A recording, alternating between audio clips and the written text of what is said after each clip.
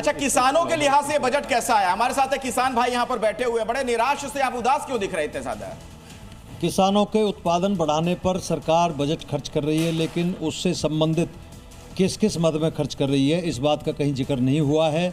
मेरा सरकार से ये कहना है कि इस बजट में ज़्यादा से ज़्यादा किसानों को सुविधाएं प्राप्त हों और फसल अवशेष प्रबंधन पर काम हो। कुछ नहीं होगा, अब तो अगले साल का आपको इंतजार करना पड़ेगा। मैं मयंक जी का रुख करूंगी। मयंक जी, डिफेंस सेक्टर कहा जा रहा था हथियारों की होड़ मची हुई है और सुरक्षा की दृष्टि से जब पाकिस्तान और चाइना जैसे पड़ोसी हो तो भारत को इस पर ध्यान देने की जरूरत है, लेकिन डिफेंस सेक्टर का कोई जिक्र भी नहीं आया। और मयंक जी निढाल भी पड़े हुए हैं कुर्सी पे बड़ी ठीक से बैठ तो जाइए मयंक जी। नहीं, मयंक जी निढाल नहीं पड़ेगा। मयंक जी इंतजार कर रहे हैं इस समय कि डिफेंस बजट के बारे में कोई डिटेल सामने आए। मुझे उम्मीद है कि पिछली बार 1.9% जीडीपी का डिफेंस बजट था, इस बार मुझे 2.5% की उम्मीद है, क्योंकि मैं मानता हूं कि कैपिटल आउटले में सरकार जो है वो कुछ ना कुछ बढ़ाएगी।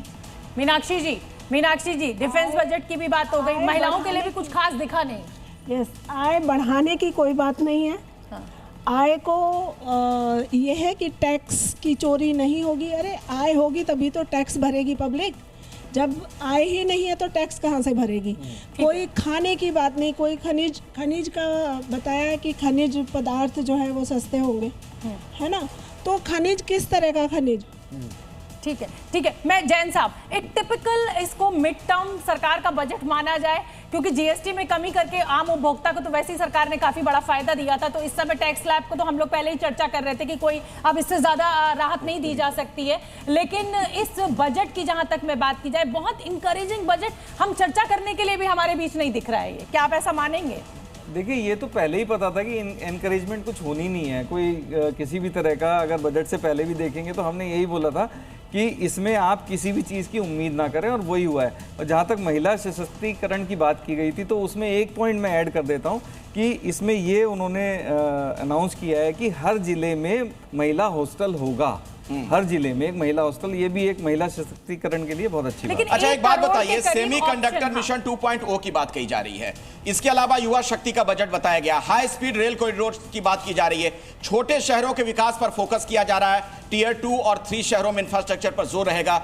ये ऐसी चीजें नहीं है जिससे आने वाले दिनों में जो आर्थिक पहिया है देश का वो और ज्यादा तेजी से घूमेगा। नहीं, और इस पे अखिलेश एक और बात है कि विपक्ष इसको कहेगा हवा ये तो आप स्मार्ट सिटीज कब से बना रहे थे, ये सब कब से कर रहे थे। तो कुल मिलाकर जो 1 करोड़ लोग ऑप्शन ट्रेडिंग की बात करते हैं, उनका भी जिक्र करना जरूरी है। और इस तरीके से शेयर बाजार का धड़ाम होना, आम आदमी की जेब पर शेयर बाजार के धड़ाम होने का क्या असर आएगा, ये बताइए। देखिए मैडम, जहां तक शेयर मार्केट का सवाल है, ये तो फ्लक्चुएशंस तो होंगी, बिकॉज अभी पूरा शेयर मार्केट ने इस इंपैक्ट को समझ नहीं पाए हैं, क्योंकि इट्स टू अर्ली, अभी डिटेल्स भी नहीं, फाइनल जो डिटेल्स होती है वो पढ़ने के बाद ही पता लगती है। मुझे लगता है शेयर बाजार पर थोड़ी हमें बात करनी चाहिए डिटेल में।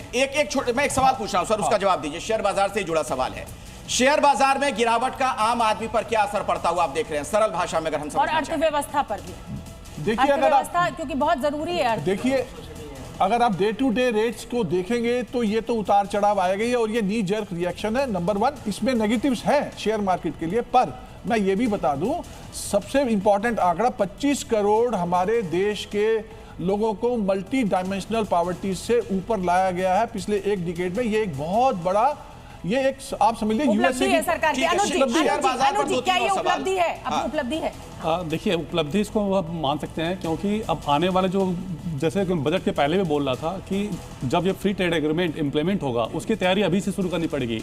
जो leather sector, textile sector and जो मैं थोड़ा सा शेयर बाजार पर फिर से आना चाहूंगा, क्योंकि वहां पर भूचाल की स्थिति नजर आ रही है।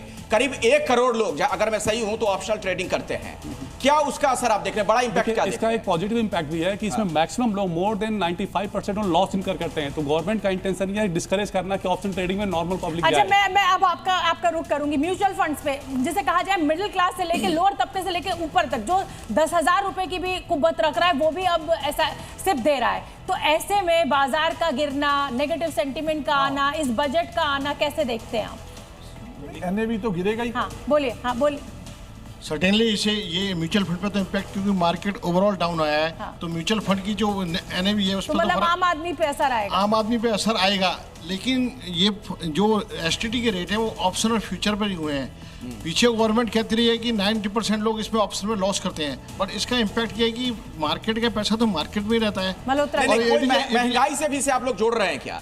1 करोड़ लोग सीधे तौर पर इससे प्रभावित होंगे, इसका कोई असर वहां भी देख रहे हैं? मार्केट में आज 17 करोड़ डीमैट अकाउंट है, 17 करोड़ लोग इन्वॉल्व हैं, जिनमें से आप कहते हैं ऑप्शन में केवल 1 करोड़ लोग करते हैं, तो 16 करोड़ लोग भी तो इम्पैक्ट होते हैं। टोटल इम्पैक्ट जो 17 करोड़ लोगों पर होता है, जो डीमैट अकाउंट हमारे आज के दिन में 17.5 करोड़ डीमैट अकाउंट है। ज्वेलरी महिलाओं की नहीं, एक बार मुझे जरा जौहरी जी का भी रुख कर लेने दीजिए। और क्योंकि सोने चांदी की कीमतें भी क्रैश होने लगी है, हालांकि सोने चांदी का बाजार आज बंद है, इंटरनेशनल असर आ रहा है, लेकिन क्या कहेंगे इस बजट को देख के आप? जरूर सोने चांदी में कीमतों में कमी होने से कोई हित हुआ है, इसी वजह से मार्केट में अभी उछाल मचा हुआ है, सब कुछ नीचे की तरफ आ रहा है। बाजार को थोड़ी संभलने की जरूरत है, समय आने पे सब स्टेबल हो जाएगा। चलिए मट्टू जी, एक हाँ। चीज मैं आपको ये बता दूं, ऑप्शन ट्रेडिंग जिसपे आप 1 करोड़ लोग कह रहे हैं, ये हाईली स्किल्ड है, इसमें आपको बहुत ज्यादा नॉलेज चाहिए। एक आम जो इन्वेस्टर है उसके बस का ऑप्शन ट्रेडिंग नहीं है, इसी कारण है मैं आपको जो बता रहा हूं। और ये स्टडी की गई है सेबी द्वारा कि इसमें 95% से ज्यादा छोटे निवेशकों ने अभी तक लॉस उठाया। अब मुझे लगता है तो उसको विदेश discourage यात्रा